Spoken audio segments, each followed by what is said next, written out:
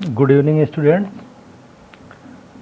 जैसा कि कुछ छात्रों ने आज 11वीं क्लास के समाजशास्त्र परिचय किताब से, जो कि आपका सेकंड चैप्टर है, जिसमें भूमिका स्थिरीकरण एक टॉपिक है, उसके बारे में पूछा था कि सर भूमिका स्थिरीकरण को थोड़ा विस्तार से बताइए।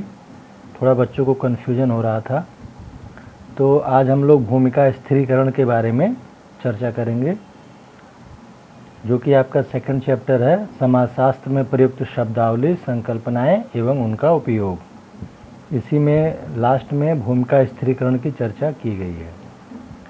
तो भूमिका स्थिरीकरण से मुख्य रूप से तात्पर्य ये है कि कोई भी शब्द आता है तो सबसे पहले थोड़ा सा आप शब्दों पर गौर किया करिए। इसमें दो शब्द हैं, भूमिका और स्थिरीकरण। तो भूमिका तो हम आपको पहले बता ही चुके हैं कि जो भी आपकी परिस्थिति होती है उसी के अनुसार आपके कुछ कर्तव्य और अधिकार होते हैं। तो मुख्य रूप से आप उन कर्तव्यों का पालन करना ही, जिनकी समाज द्वारा अपेक्षा की जाती है कि किसी विशेष परिस्थिति को धारण करने वाला व्यक्ति उससे जुड़े हुए निम्न कर्तव्यों का निर्वहन करेगा, उसी को हम भूमिका कहते हैं। अब यहाँ पे बात हो रही है भूमिका स्थिरीकरण की, यानी कि कहीं ना कहीं समाज में कुछ ऐसी भूमिकाएं हैं जो कि स्थिर हो गई हैं, यानी कि उनका सामाजिक प्रक्रिया में स्थिरीकरण हो गया है। कहने का मतलब ये है कि वो भूमिकाएं समाज के कुछ विशिष्ट सदस्यों द्वारा ही निभाई जाती हैं।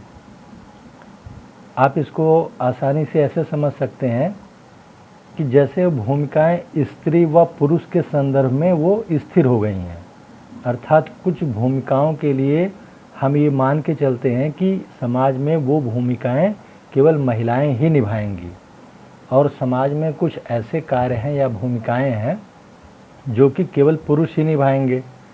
यानी कि लिंग के आधार पे हमने उन भूमिकाओं को समाज में स्थिर कर दिया है, और यह प्रायः समाजीकरण की प्रक्रिया में होता चला आया है कि जैसा हम देखते हैं, जैसा हमें बताया जाता है, उसी तरीके से चाहे पुरुष हो या महिला हो, वो अपनी भूमिकाओं को शुरू से ही समझने लगते हैं।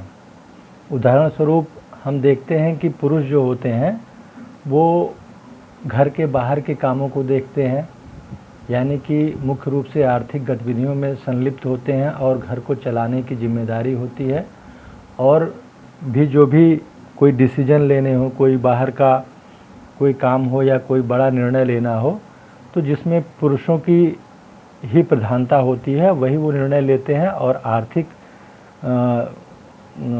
प्रक्रिया के लिए उनकी पूरी जवाबदेही और जिम्मेदारी होती है कि घर कैसे चलेगा और उनके परिवार के सभी सदस्यों की आवश्यकताओं को वो किस प्रकार लेकर चलेंगे। और इसके साथ ही महिलाओं से हम ये अपेक्षा करते हैं कि महिलाएं जो है घर के कामों में अपना ध्यान लगाएंगी। जैसे खाना बनाने की जिम्मेदारी उनकी है, घर में साफ़ सफाई की जिम्मेदारी है, बच्चों के पालन पोषण की जिम्मेदारी है, और भी घर के जो छोटे मोटे काम हैं वो सारा महिलाओं की जिम्मे है, वो सारे काम करना। तो ऐसा प्रायः परंपरागत रूप से होता आया है, और ये भूमिकाएं महिला और पुरुष के संदर्भ में समाज द्वारा स्थिर कर दी गई हैं। इसी को हम सामाजिक स्थिरीकरण के रूप में जानते हैं, जो कि सही नहीं है, इसको कि हम प्रायः गलत कहते हैं। और अब आप लोग कहोगे कि सर मतलब आजकल तो प्रायः ऐसा नहीं देखने में आता है। तो ये बात बिल्कुल सही है कि आजकल चीज़ों में परिवर्तन हो रहा है। परिवर्तन प्रकृति का नियम है, समय के साथ साथ चीज़ें निश्चित रूप से परिवर्तन के बहाव में बदलती रहती हैं। तो जाहिर सी बात है कि शुरू में शिक्षा का स्तर भी निम्न था, महिलाएं तो और भी कम शिक्षित हुआ करती थीं, और सामाजिक सुरक्षा के दृष्टिकोण से महिलाओं को घर में ही ज़्यादातर रखना श्रेष्ठ समझा जाता था। आज महिलाएं जो है ज़्यादा शिक्षित हो रही हैं, हर क्षेत्र में अपनी भागीदारी को सुनिश्चित कर रही हैं, आगे बढ़ रही हैं। तो परिवर्तन हो रहा है समाज में, लेकिन बावजूद इसके फिर भी अभी हम देखते हैं कि ये सारी चीज़ें अभी भी अगर तुलनात्मक रूप से देखा जाए तो महिलाओं की भूमिका समाज में कहीं ना कहीं आज भी स्थिर दिखाई पड़ती है। हाँ, ये अलग बात है कि कुछ महिलाएं इसमें से आगे आ गई हैं और वो पुरुषों के साथ हर क्षेत्र में बराबरी कर रही हैं। तो जिस प्रकार कोई भी संस्कृति होती है, हर प्रत्येक संस्कृति में आपको कुछ ना कुछ ऐसी भूमिकाएं मिलेंगी जो कि आपको स्थिर देखने को मिलेंगी, यानी कि पुरुषों के लिए वो अलग मानदंड होते हैं, महिलाओं के लिए अलग होते हैं, और वो परंपरागत रूप से वो संस्कृति जो है, यानी कि वो संस्कृति ही उन चीज़ों को आगे बढ़ाने का काम करती है और व्यक्ति उस भूमिका को उसी प्रकार निभाता चला जाता है जैसे कि उस संस्कृति में जैसा पहले से होता चला आया है।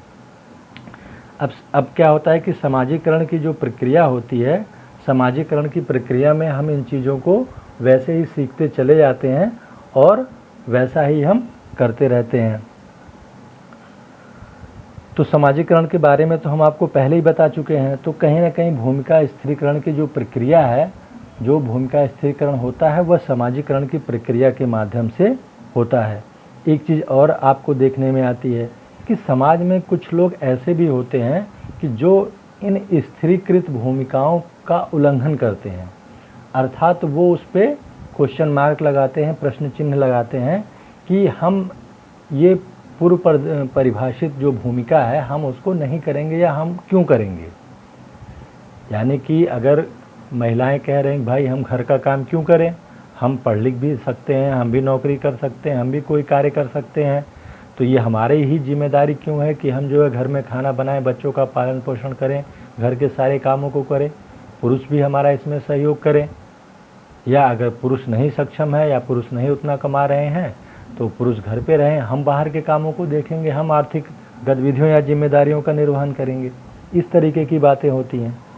तो अगर ऐसा किसी समाज में होता है तो जो सामाजिक नियंत्रण की प्रक्रिया है उसके माध्यम से ऐसे लोगों को, यानी कि जो इस तरह के परिवर्तन की बात करते हैं, उनको नियंत्रित करने का प्रयास किया जाता है।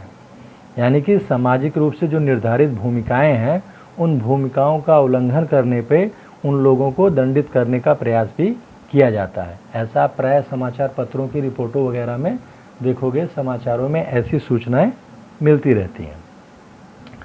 तो लेकिन फिर भी ये कहीं ना कहीं जो भूमिका स्थिरीकरण है, ये आपको समझना है कि वास्तव में भूमिका स्थिरीकरण होता क्या है।